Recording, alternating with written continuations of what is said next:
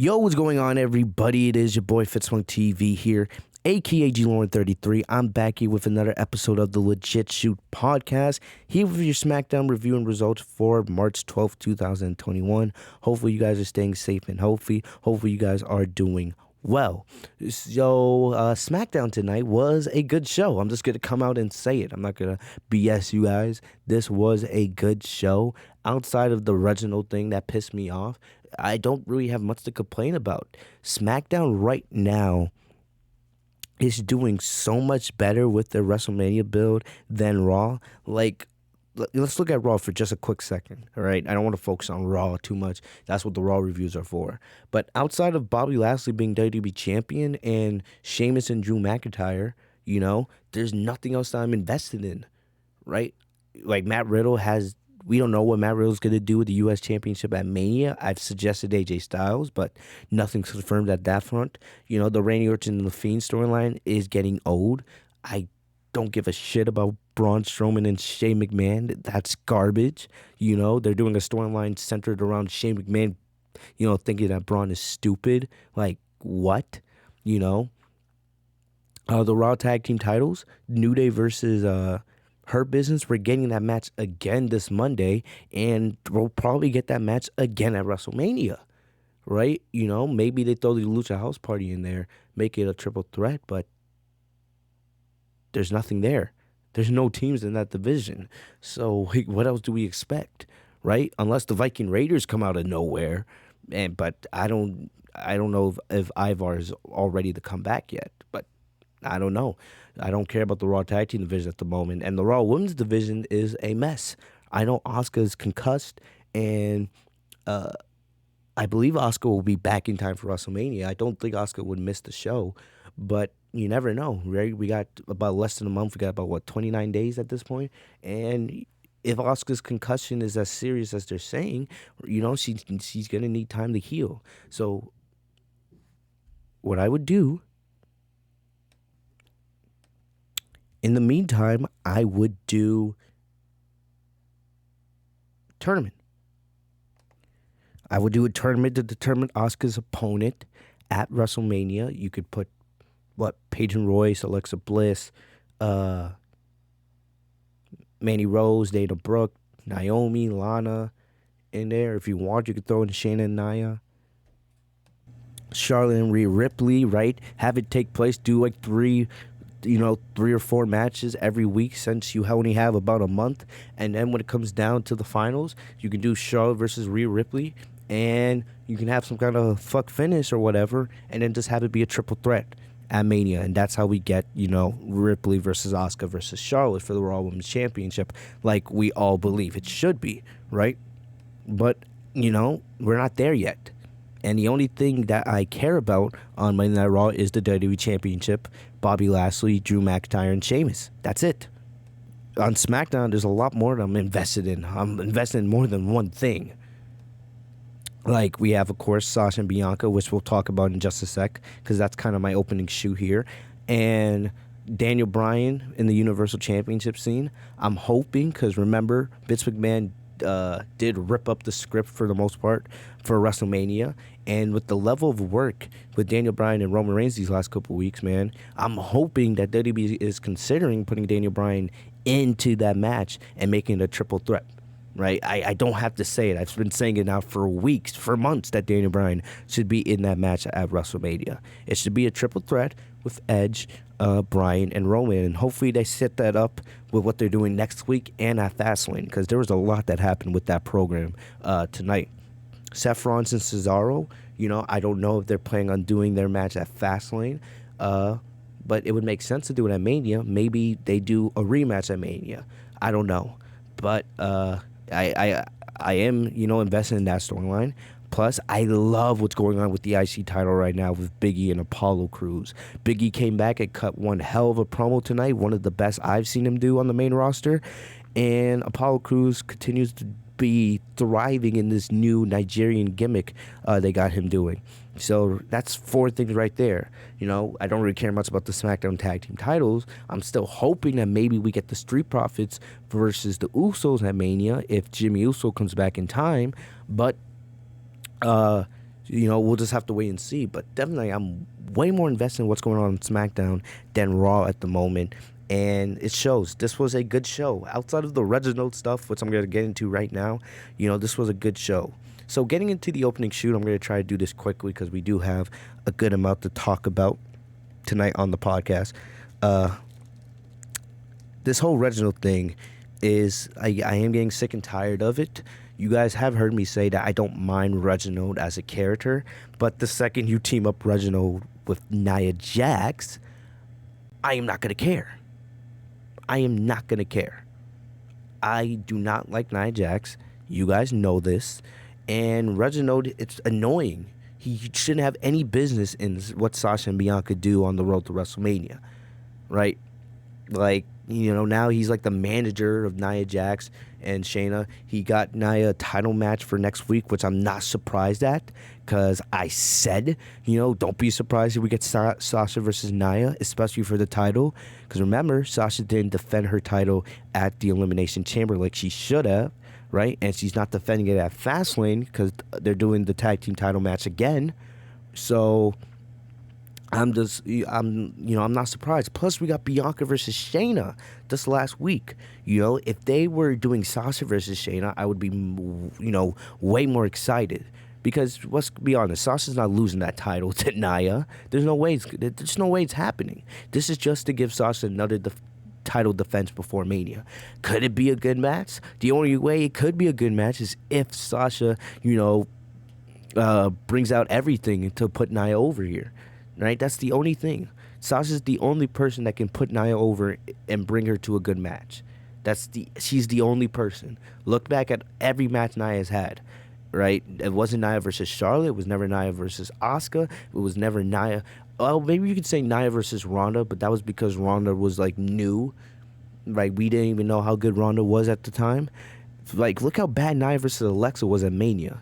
Sasha's the only person that can put on a consistent good match, with Nia. A consistent string of good matches. So, if given the time, it could be a good match just because of how good Sasha is. It's predictable. I do expect Sasha to retain, right?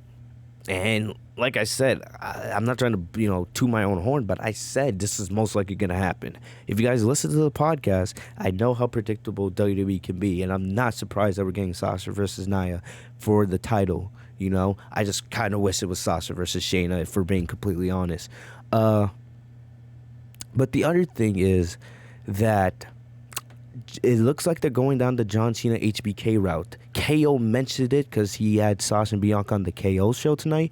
And who's been saying that since January?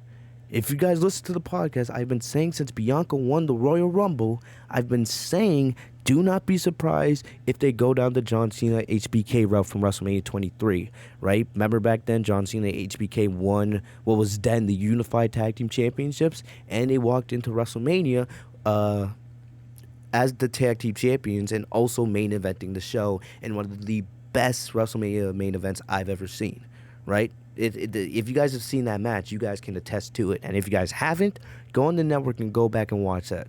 It's arguably John Cena's best match. It's probably his best WrestleMania match without, no argument, But you can make an argument that this was John Cena's best match ever. And I'm talking about all of his matches. His matches against Daniel Bryan, his matches against CM Punk or Triple H, right? That match, man, oof, gives me goosebumps. I'm probably going to rewatch it here in the next couple of weeks, especially since, it's WrestleMania season. But KO mentioned tonight, with all the losses, and even though I hate seeing Sasha and Bianca get pinned before Mania, it seems like they're setting it up that, they're losing now so that they can win before WrestleMania. They're most likely going to win at Fastlane and walk into Mania as tag team champions. One thing that is cool when I remember the John Cena and HBK feud, though, is if you go back, when John Cena and HBK did face at WrestleMania 23, I don't even think they came out with their tag title belts. Cena came out with the WWE Championship. I don't think Shawn came out with any belt. So it kind of it told you that it doesn't matter if they're tag champs, together, right? Doesn't matter if they're, tag team partners, right? Tonight, it's about the WWE Championship. It's about who is the best in the world. And I would love to see that dynamic here with Sasha and Bianca. Even though the way we're getting there, it does have a lot of flaws, and that's mostly because WWE's addiction to Reginald is ridiculous. But I'm not against it, It's just the Reginald thing. I don't hate him. It's just I'm tired of it. I'm tired of the interference. I'm tired of him getting all this attention. Like, come on. Bayley's not even on the show. Bayley was barely on SmackDown last week. She wasn't on the show at all tonight.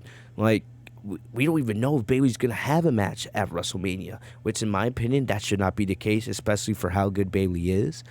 But, let's be honest here. Why the hell is Reginald getting more attention on SmackDown than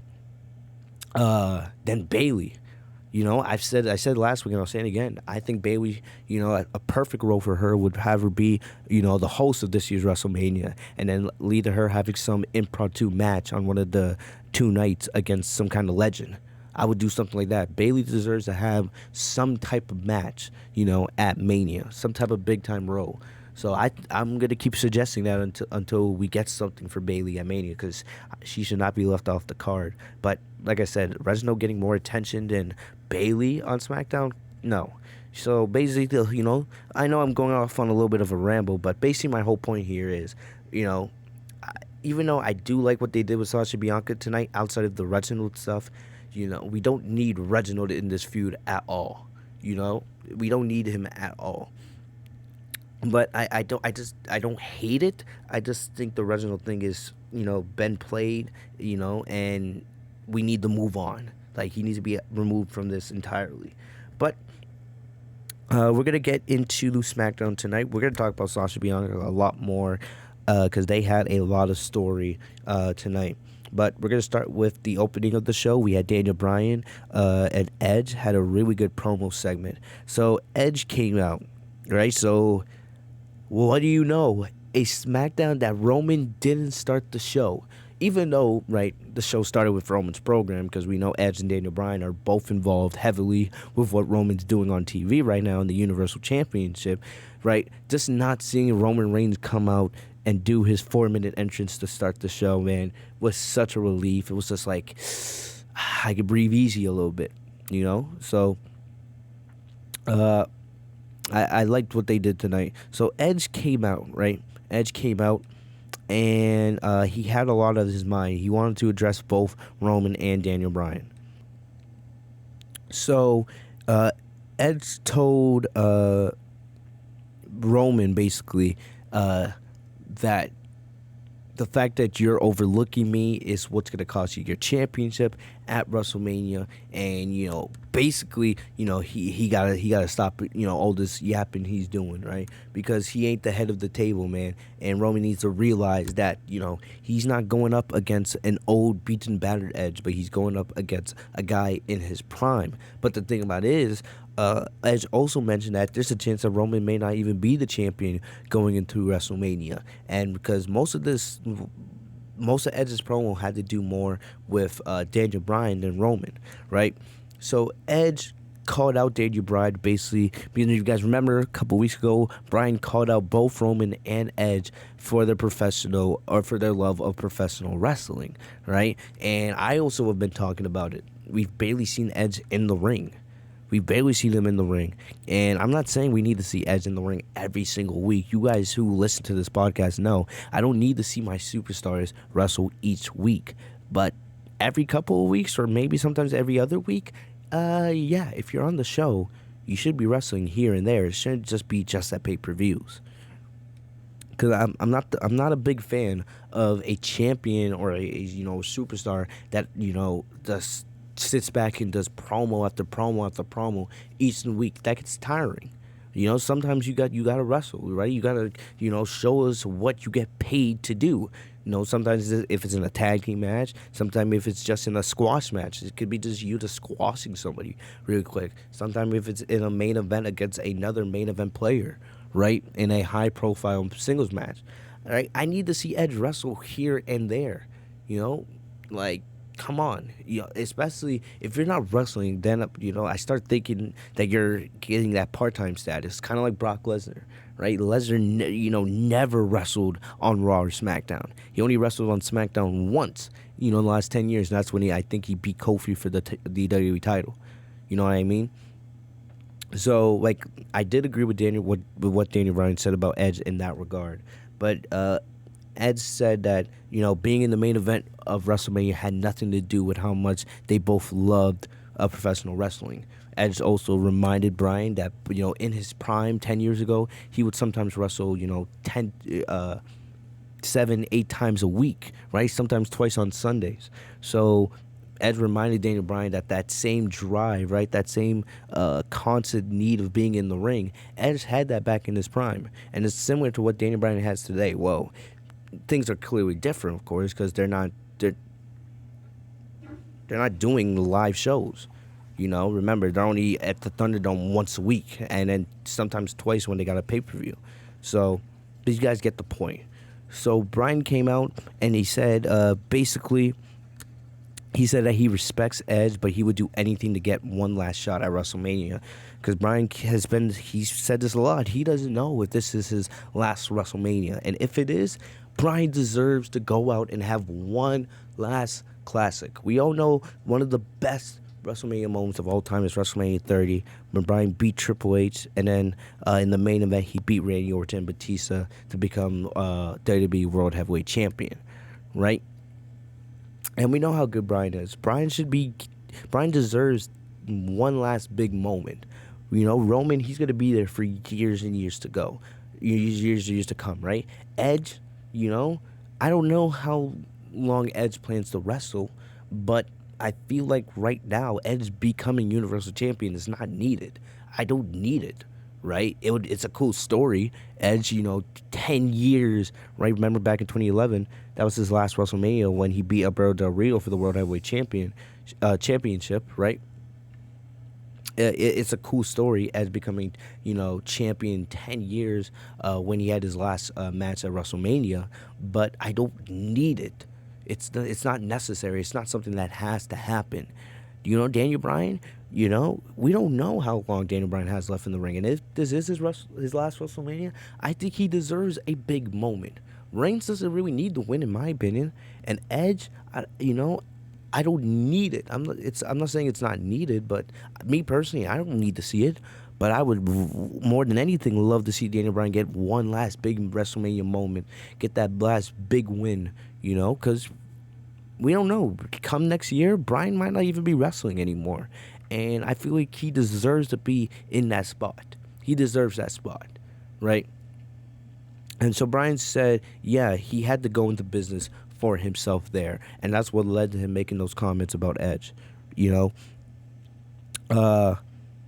And Edge said that he earned his WrestleMania title shot when he was the first man in the Royal Rumble and lasted all the way to the very end. The same match that Bryan was in. And no matter what Bryan says, and no matter what the circumstances were at the Elimination Chamber, he lost. And, history won't change that. History won't have an asterisk. Bryan lost clean to Roman Reigns, no matter if Bryan was in the chamber or not. Right? So Edge ended the promo by saying he respects Daniel Bryan, right? And he doesn't blame him for what he did, but he does wish that Bryan did it in a different way. And he also said that as good as you are, I'm just better. So a nice interaction here. And it's also kind of like they're planting the seeds. They're planting the seeds for making this a triple threat match, right? All you really have to do is make it official. No matter what happens, no matter if Bryan wins at Fastlane, Roman retains via fuck finish, right? Bryan deserves to be in that match. The story basically writes itself.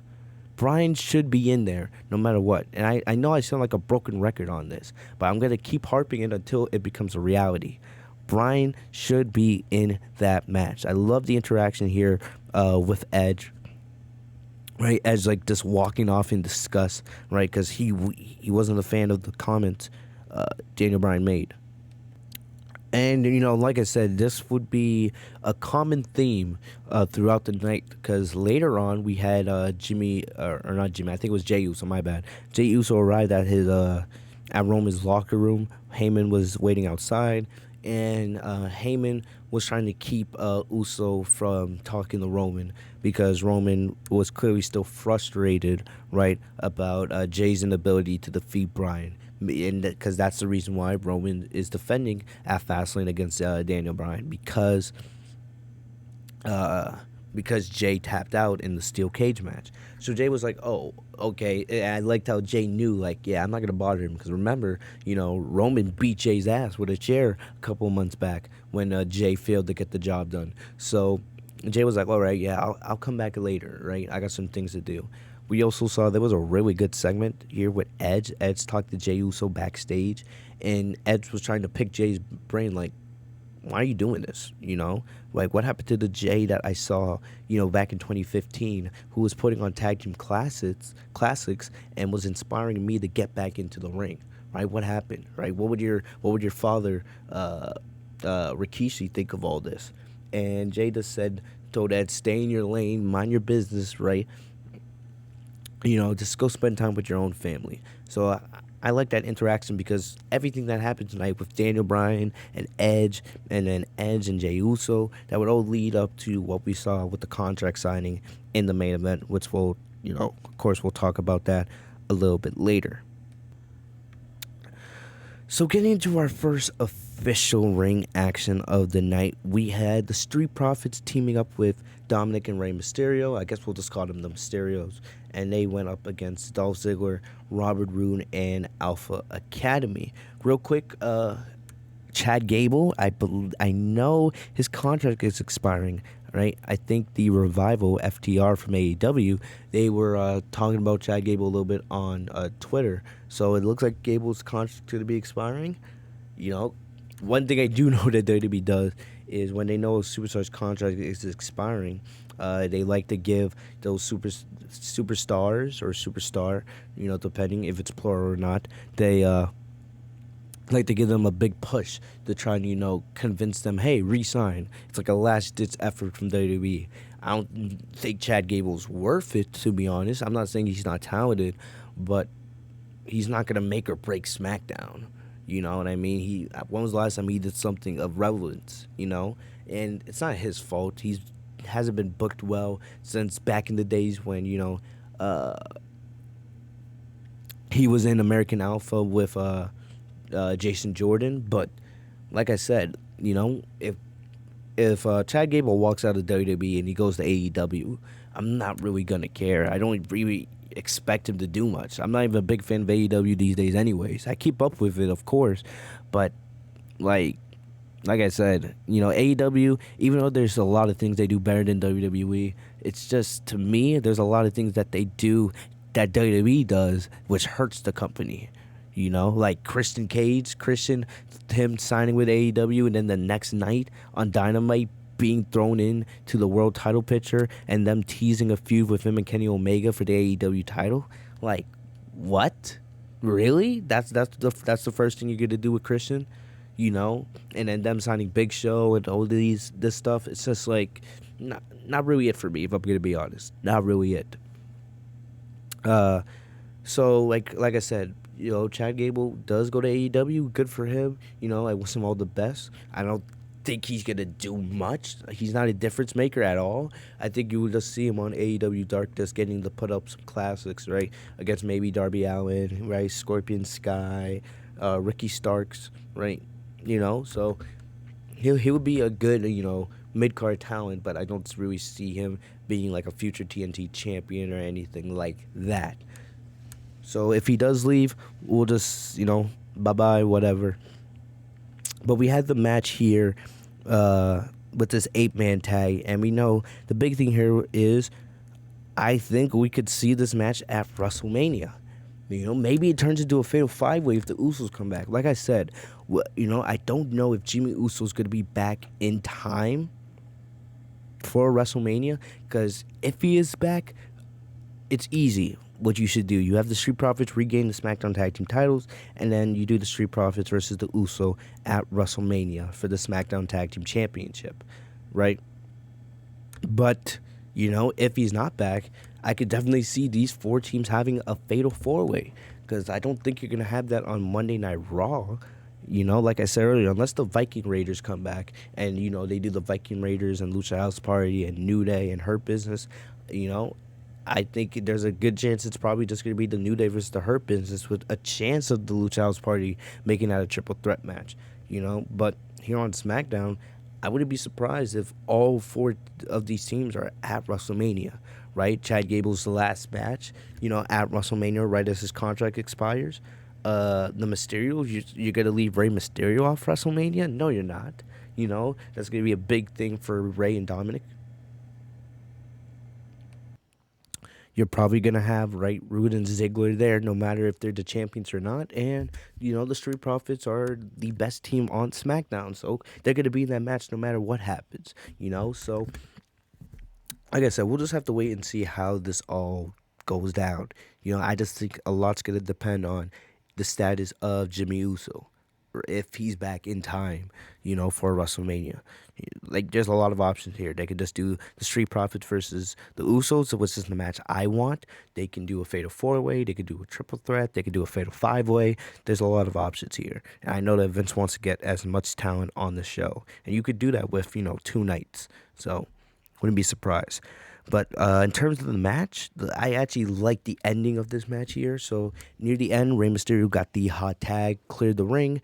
They hit a double 619, Rey and Dominic on Robert Roode. And then basically all the high flyers, which were, of course, on the babyface side, Dominic, Rey, even Angelo can get up there a little bit. They all took out the heels, and Montez Ford hit an amazing frog splash.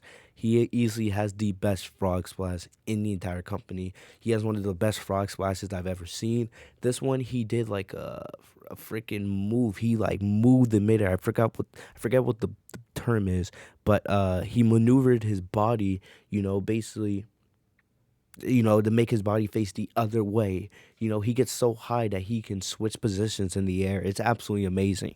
And I love how Michael Cole does the from the heavens. That's the one thing that Tom Phillips does well as a commentator, right? And I like how Michael Cole is, kind of also used it here on SmackDown. From the heavens.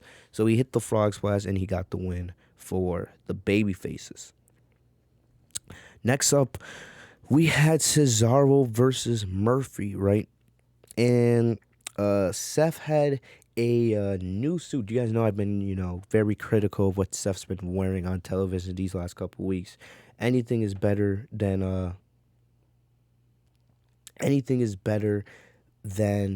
that terrible pink suit he wore. I think it was last week. Anything is better than that. Tonight he had a nice little green and black. So I gotta give Seth credit there, man. That was pretty fire. But I also want to just take a quick second and apologize, or not apologize. I want to send my condolences out to Becky Lynch. We all know Seth and Becky, right? They are engaged. They share a child together. And unfortunately, Becky's and Seth's child is never going to be able to grow up knowing his her grandfather, because a couple of days ago Becky's father passed away. I don't know him. I never met the guy, but of course we know Becky from her being in WWE, and especially now while we're still in this pandemic, must be a very stressful time for that entire family. So the fact I was surprised to actually see Seth on television tonight, and I hope everything's going well over with that family. My condolences and best wishes to Becky's family. May he rest in peace and never be forgotten. And one day, hopefully, Becky can be reunited with her father, possibly in heaven. But I was surprised to see Seth on television today. Like I said, I loved his outfit, man. The green and black.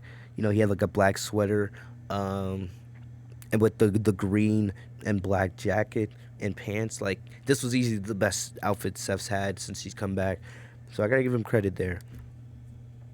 And he got frustrated when when he got asked by Caleb Braxton about Cesaro's swing on him a couple weeks ago. Seth also watched from the top of the ramp as they did Cesaro versus Buddy Murphy again, a rematch from last week. I also will say something quickly about Buddy Murphy just because I can. It's frustrating, it's frustrating to see Buddy Murphy not be utilized because we all know how talented he is. It's also frustrating where WWE doesn't, WWE tries to insult our intelligence, right? And you guys have heard me say that a lot of times in the past. Buddy Murphy put out like a long little post on, I think it was Instagram, where he talked about how the Mysterio family never respected him, right? How Angela was only focused on her acting career, and Ray and Dominic were just hypocrites. They just used him to get rid of Seth and, fix their problems. And it looks like just like that, without any explanation of what happened, right? Even if you didn't care about the Buddy Murphy and Angela feud, they just turned Buddy Murphy back into a heel like nothing ever happened. I would at least like some kind of explanation. It doesn't have to be a long, thorough one. You could just have Buddy in a promo quickly just, say like, things didn't work out, right? Or I felt betrayed and used by them. Maybe Seth was right the whole time. I was wrong to betray Seth. Just have Buddy Murphy say that. Don't just have him come back and, be a heel all of a sudden and act like, he wasn't a babyface a couple months ago when we last saw him with Angela and the Mysterio family. Like, at least do us that, courtesy. But anyway, with the match was okay. Cesaro and Murphy, we know that given the time, these two could put out an absolute banger, So hopefully maybe one day we'll get to see a Cesaro and Murphy banger because we know Cesaro's a 5-star match machine.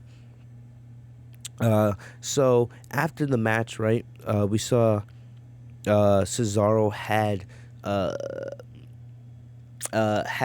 Buddy Murphy ready to do the swing, and Rollins came and attacked Cesaro, causing a distraction.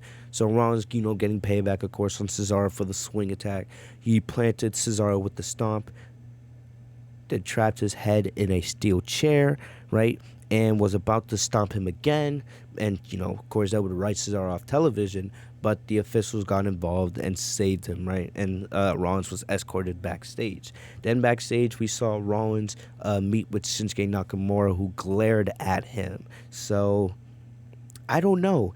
If I'm WWE and if you're really trying to save Rollins and Cesaro for Mania, maybe at Fastlane, or I don't even know if that's, a match you need to do on pay-per-view. If you want to just do it on SmackDown, right? You can just do Rollins versus Nakamura. Of course, Cesaro and Nakamura, they are, tag team partners, both baby faces right now, right? So you can easily just have Rollins go up against Nakamura a couple times, and as you slowly build towards Cesaro versus Rollins at Mania, because we all know Cesaro at Rollins at Mania, given the time, would be an absolute show stealer on either night. Doesn't matter if you put that on night 1 or in night 2.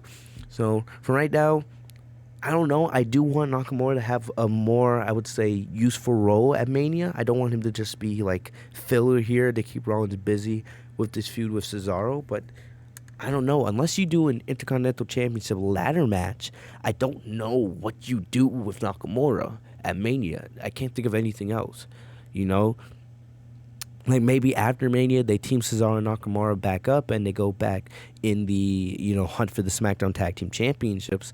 But I can't, like I said, I can't really think of anything else here. But, we'll just have to wait and see. So, pretty good stuff, right? Rollins getting payback here on Cesaro, build him up as a heel. I like where this is going. We'll just have to see. Maybe they give us Cesaro and Rollins at Fastlane. I wouldn't be surprised. But I don't know. But, overall, good segment here with Cesaro and Seth Rollins. It did its job. It was effective.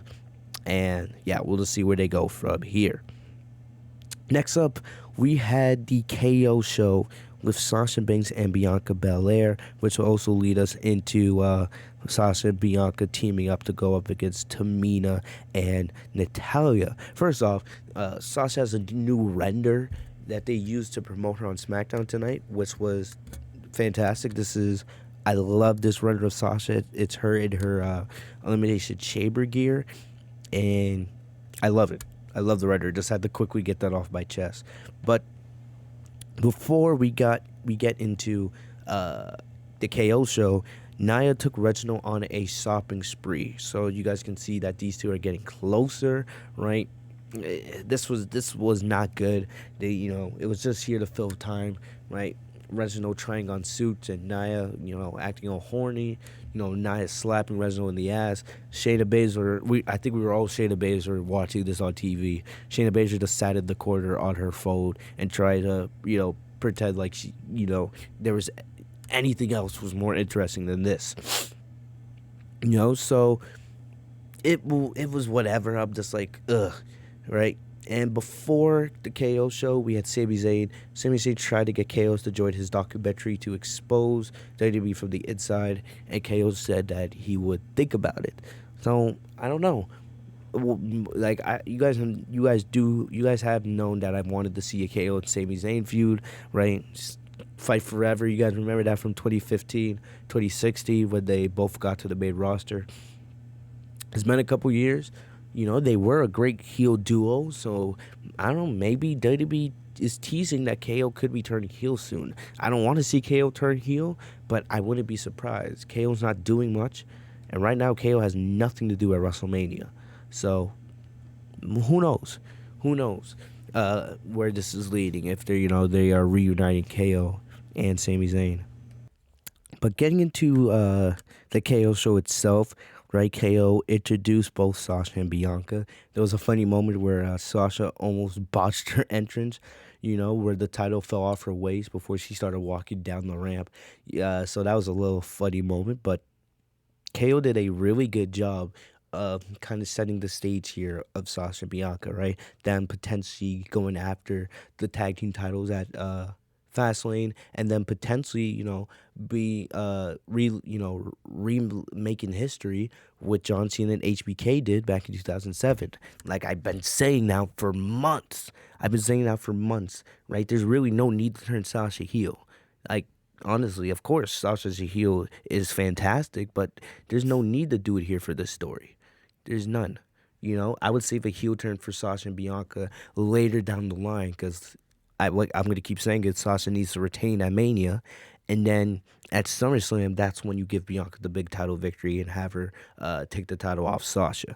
But like I said, KO did a really good job of making the comparisons of how Sasha and Bianca, how their road to WrestleMania is similar to John Cena and HBK in 2007.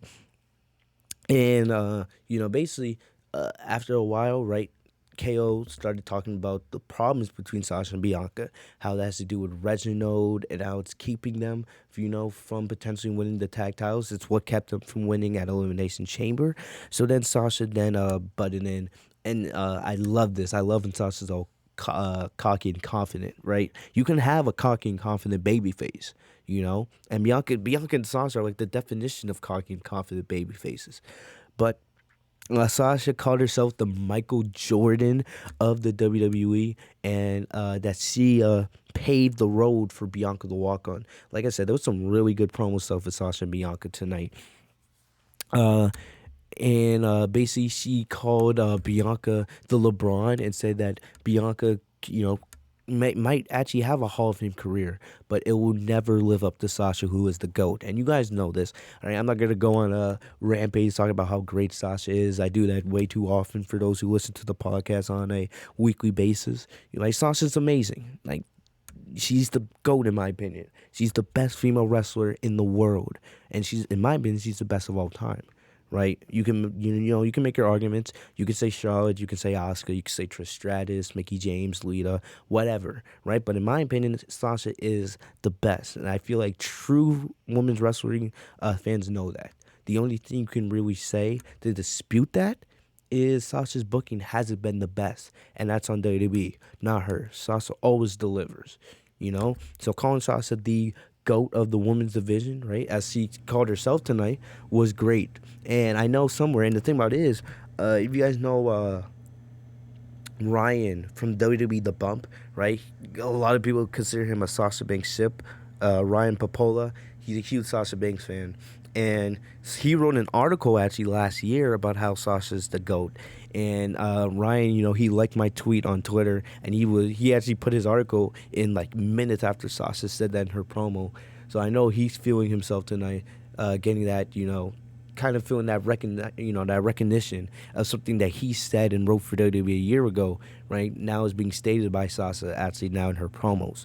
So Bianca, Sasha actually mocked Bianca's there, and then Bianca got up and said, "Girl, you said it wrong. First of all, it's girl, right? You got to add the girl first." And then Bianca also said that she's happy that they're both on the same page and they got their eyes on the prize, but Reginald cannot get in the way. Reginald needs to get out of her business, right? And then Sasha was like, "Don't worry, he's not going to be a distraction anymore, and that led to the match with Tamina and Natalya. Actually, Tamina looks like they changed her look up a bit. Her and Natalya have more matching ring gear. Also, Tamina's hair, I think she got like red extensions or something like that. I don't know. But, at least Tamina and Natalya look a little more like a team. I can't appreciate that.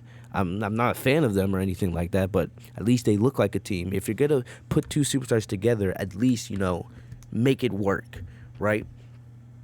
So, I don't know. Hopefully WWE puts more. It looks like WWE's been putting more of a focus on the women's tag team titles. We saw them defend it on Raw multiple times, right? Against Charlotte and Asuka, and then Lana and Naomi last week. Now we know that, Baszler and Jax are in this feud with Sasha and Bianca, right?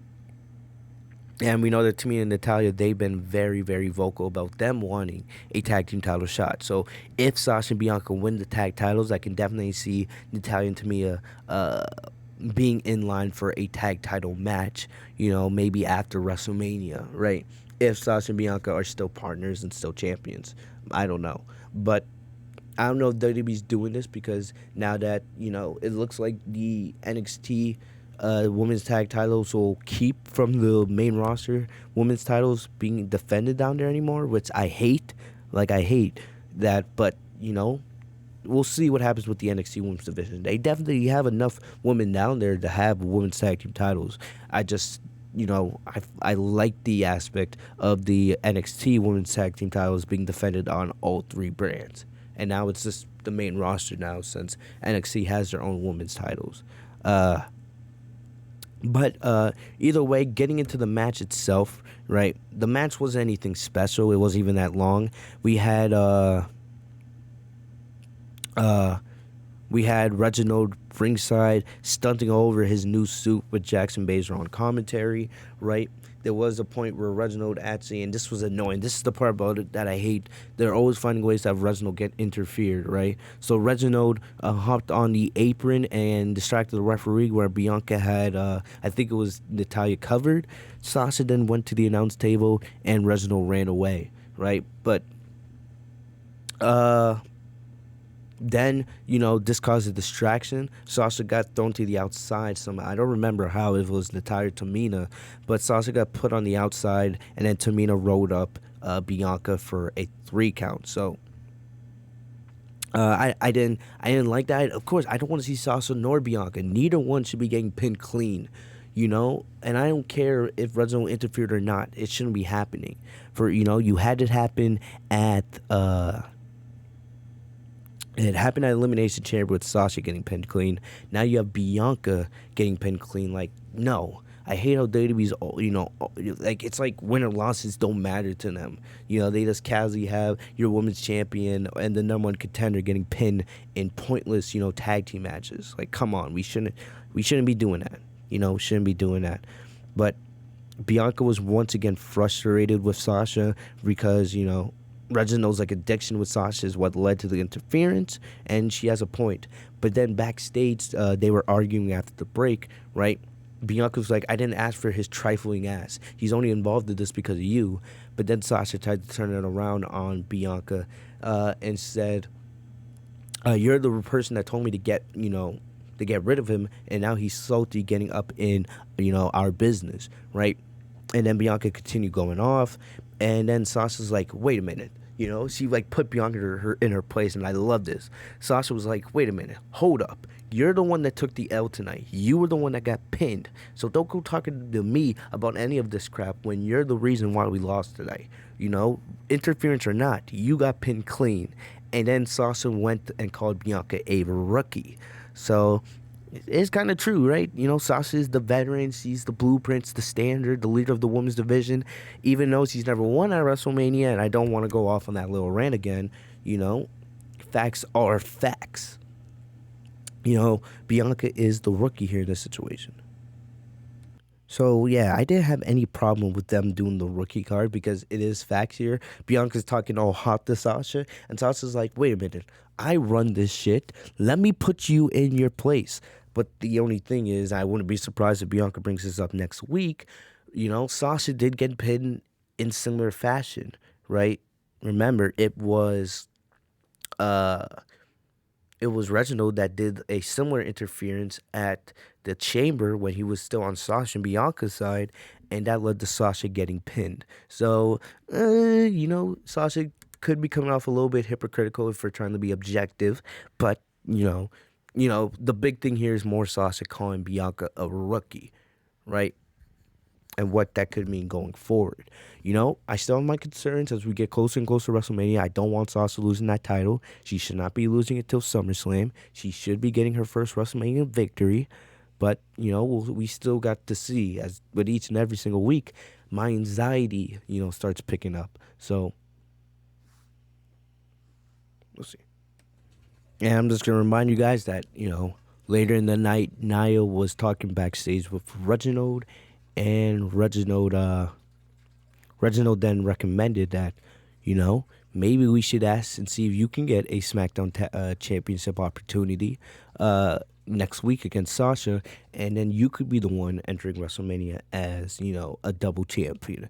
And that's when it was announced by Adam Pearce that next week it would be Sasha versus Nia for the SmackDown Women's Championship. Like I said, I would much rather see Shayna in this spot because we've only seen Sasha versus Shayna once, and it was only for 5 minutes. If you guys remember, this was back when Sasha and Bayley were still double champions together, and Sasha was feuding with Asuka. It was only about a 5-minute match, and I loved every second of it. And I would love to see Sasha and Shayna in a longer 20 to 25-minute match. Even though I am a little nervous because, remember, Shayna is the reason why Asuka's out right now, and we don't want to risk any chance of Sasha getting injured or concussed before Mania. The thing is, the bigger concern is Nia, because Nia is the injury botch queen. But still, we'll see what happens next week. I do expect Sasha to retain.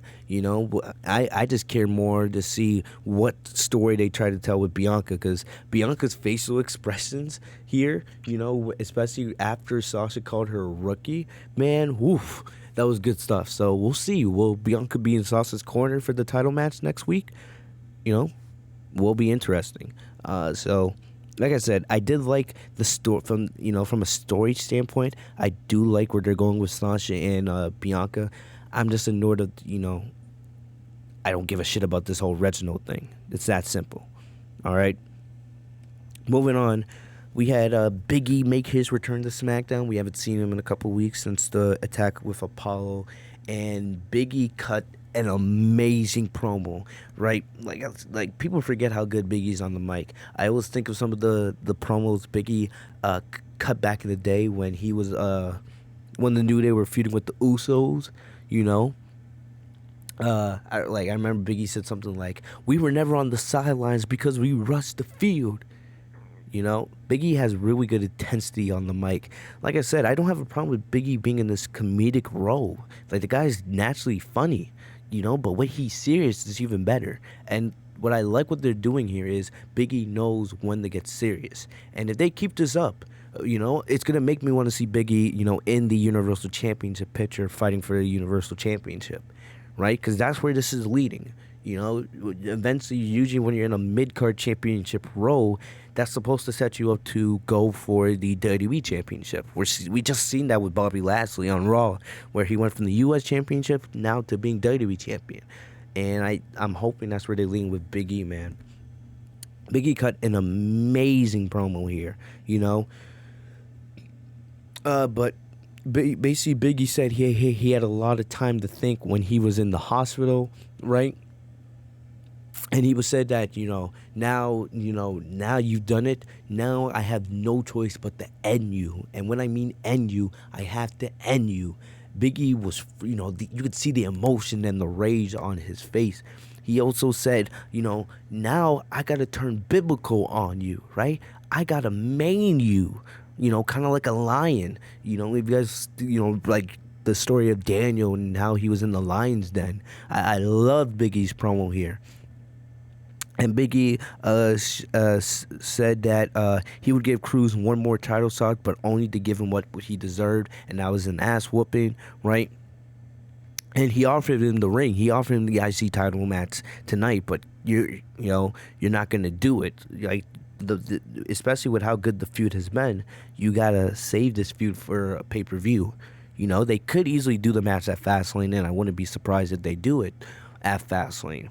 What I'm thinking here is you got Apollo kind of has to win the title. If Apollo doesn't win the title, it makes all of this kind of a joke, right? All this everything, changing up his look, changing the way he talks, giving him like the Nigerian soldiers, right?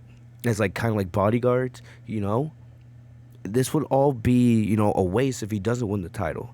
What I'm thinking is maybe you do Apollo versus Biggie at Fastlane, and then Apollo wins, right? He wins the IC title, and then at WrestleMania you do a ladder match. Like I said, you have a lot of talent in that, in that mid card division who may not have much to do at WrestleMania, right? What is Kevin Owens gonna do? What is Sami Zayn gonna do?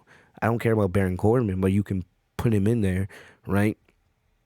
So right now I'm thinking you have Apollo win the IC title at Fastlane in a banger against Big E, a show stealer. Then, right, if you want, you could do a rematch on SmackDown. Then you can do a ladder match for the IC title at Mania. Put in like 5, 6, 7, 8 men. There's a lot you can do there. And then, Apollo can go on a nice little heel run with the IC title while Biggie goes into the main event scene and starts fighting for the Universal Championship. I would love to see Biggie up there, contending with the Roman Reigns and the Daniel Bryans and the Edge. Biggie deserves to be there. That's the whole point of you breaking him up from the New Day and making him to a single star. You didn't break up Biggie from the New Day for him to just be going after the IC Championship. You did it so he could eventually be a top babyface in the main event scene, just like you did with Kofi Kingston, right? And we all know Biggie deserves to be there. He's showing that right now, and that's where this should be leading. Really good promo. So Biggie saw that Cruz wasn't gonna come out. And I also forgot to mention how I love Biggie came out and he was still wearing like the crutches. He was wearing the neck brace, the crutches, the cast, everything, that the show, all the injuries he suffered from Cruz's attack a couple weeks ago. And I just loved how he ripped it off during his entrance. He wasn't playing no games. But Biggie said that even if, Cruz wasn't going to come out, he was still going to defend the IC title. And that's exactly what he planned to do. He laid an open challenge out. Baron Corbin, who was wearing a suit, it looked like he was going to accept the challenge, but he never officially did. Plus, he wasn't in ring gear. And then Sami Zayn came out and accepted the challenge right away. He said, "You snooze, you lose." And I liked how Sami Zayn said, "This would be the perfect finale for my documentary," right? Everything leading up to me regaining the title that he believes he should have never lost. And, I love the way Zayn put it here. Biggie got tired of Zayn and Corbin arguing, and he said the first person to get into the ring gets the title match. And Zayn ran into the ring, but he ran right into an attack from Biggie. So I like this. I like this a lot. Sami Zayn is great at what he does.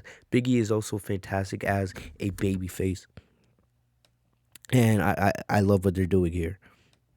So skipping ahead here, right? Basically Zayn dominated for the most part, But of course, Biggie did the normal babyface comeback. This wasn't bad. This was actually pretty good match for how short it was. He hit Zayn hit a sunset flip power bomb. Z kicked out, and Zayn lost his temper and then started slapping Big E.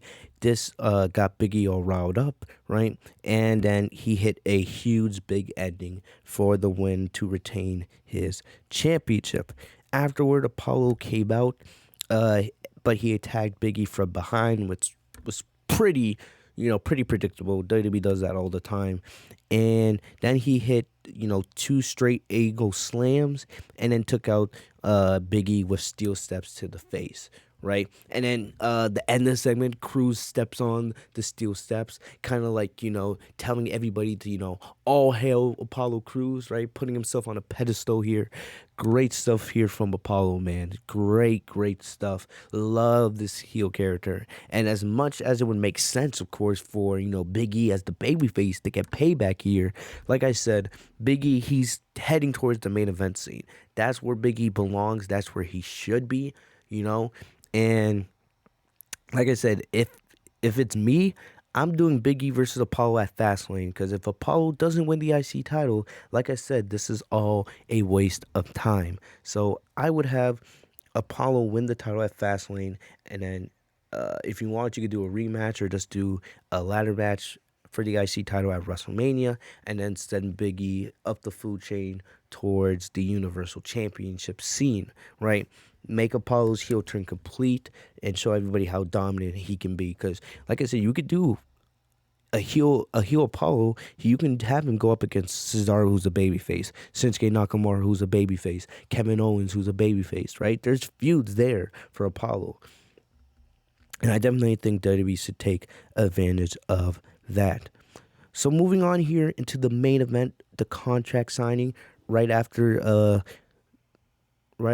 Apollo Crews' attack on Big E, Roman Reigns came out. And like I said, it was I messed up my words. A breath of fresh air to see freaking Roman Reigns come out, near the end of the show and not at the beginning. But we came back from break, and Daniel Bryan was in the ring doing his entrance. So Reigns told Daniel Bryan immediately that he had changed his mind and he did not want to give Bryan the title match at Fastlane, right? But then Bryan went at, Roman Reigns, right? Roman Reigns does not like being disrespected. He doesn't like people not acknowledging him as the head of the table. So Bryan was like, Bryan called Roman a coward and that Reigns was not a man of his word. And if he's the head of the table, how can he not be a man of his word, right? Is he a liar? And Bryan just, baited Roman into, signing the contract. He calls Heyman over and says, give me a pen, and Roman signs the contract. So I like that. So basically, Bryan's just using, Roman's pride and his belief, right, of being the tribal chief against him. Really good stuff here. So, another thing is after this, or no, not after, Bryan was saying during the contract signing, he's saying, at Fastlane, I'm going to make you tap out just like I did your cousin Jey Uso. I'm going to do to you what you could never do to Jey Uso, because Daniel did make Jey Uso tap out clean in the steel cage last week. Roman was never able to do that during his feud with Jey Uso when Jey was still a babyface, right? I believe they had the I Quit match and the Hell in a Cell match, and Jey never quit. Both times, Jimmy Uso had to come and basically quit for him. Remember, Jimmy also, the first time Jimmy threw in the white towel at Hell in a Cell, and then in the other match, right? The only reason why Jey said I quit was because Roman went after Jimmy's injured leg. And, Jey didn't quit because Roman made him quit. He quit to save and preserve his brother's health. So I loved how Daniel Bryan brought that up here. I love when they bring other elements of past storytelling and put into the storyline. So really good stuff here from Daniel Bryan, using these things, right? Using how Roman was never able to make Jey Uso fully acknowledge him as the tribal chief and making him quit, right, in their past rivalry. Also, Bryan using Roman's pride against him here. Really good stuff from Daniel Bryan. But then Jey Uso got mad. He threw the table, and he was not happy with Bryan, continuing to, mock him by saying his name and how he tapped out to Bryan last week. So then Jey Uso recommended, like, you know what? I think there needs to be a special enforcer. So basically like a special guest referee for this match at Fastlane. So Jey then recommended himself, of course. And Roman liked that notion. But then Edge came out. And Ed said he wanted a match with Jey Uso next week. So I believe for the first time in a decade, we're going to get to see Edge wrestle on SmackDown, which should be exciting. Edge versus Jey Uso. We know how good Jey Uso has been in the ring these last couple months. So I'm actually, very excited to see what Jey Uso can do. That's a huge match for Jey to be able to go one-on-one in what will probably be the main event, next week, against a legend like Edge. I think, Jay's going to bring out his best for that match, right? Plus, Edge wrestling on SmackDown for the first time in a decade. Very exciting stuff. I'm happy that we're going to get to see Edge in the ring at least once before WrestleMania. But basically, Adam Pearce said that this match would be to decide who would be the special guest enforcer, basically the referee at Fastlane, right? And I do expect Edge to win because, of course, if Jey Uso gets it, right, if Jey Uso is the special guest enforcer, then that's going to lead to trouble, because clearly Jay's not going to call the match fairly. He's going to do anything to give Roman the advantage here. So I do expect Edge to get the win. But afterwards, a brawl broke out, and thing about it is, Bryan took out Jey Uso, and then he went to help Edge with Roman, but Edge actually shoved Bryan out of the way. He wanted Roman for himself, and Bryan actually hit Edge with a running knee. So I kind of like how Bryan was like, okay, let me, don't put your hands on me. Don't think that just because we respect each other, you can just order me around. I'll put you on your back. So the dynamic here for Bryan versus Edge versus Roman is there. It is there. All WWE has to do is pull the trigger on it. Like I said, I don't know who should win at Fastlane, right? It would make sense for Roman to walk in as champion, but I don't know, unless there's some kind of fuck finish. I don't know how else Bryan would get into that match without winning the title.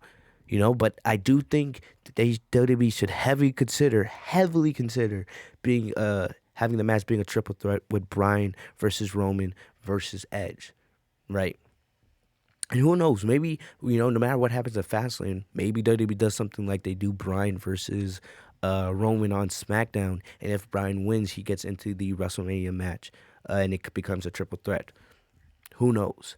But other than that, man, I really enjoyed it. I loved how this show ended tonight, man. The Daniel Bryan and Edge promo from the beginning of the show, and that leading to the contract signing with the Jimmy Uso and Edge segment mixed in between there, man, really good stuff. So big stakes for SmackDown next week. They gave you a reason to watch, which I love when WWE does that. When they give you a reason to tune in next week, right? You got Edge versus Jey Uso, with the winner becoming the special guest referee for Bryan and Reigns' title match at Fastlane. Plus, you got Sasha defending the SmackDown Women's Championship against Nia Jax. It's already a huge WrestleMania game changer of a SmackDown show set up for next week. So, like I said, I'm excited for next week. I can't wait to see what happens between Sasha and Bianca, see what happens here with Edge and Roman and Daniel Bryan, and I just pray that this all leads to a triple threat match for the main event of night 2 of WrestleMania, and Daniel Bryan getting in there because, like I keep saying, he deserves to be in that match, right? But other than that, guys, that's all I got for you guys today, man. Like I said, SmackDown was a good show. It wasn't perfect. If you take out the Reginald stuff, this would actually be a really good show, in my opinion. The show did its job. I'm investing in a lot of what SmackDown's building towards for WrestleMania. Love what they're doing with the IC title picture with Apollo and Big E. I love what they're, well, for the most part, I have no problems with the Sasha and Bianca storyline, minus Reginald.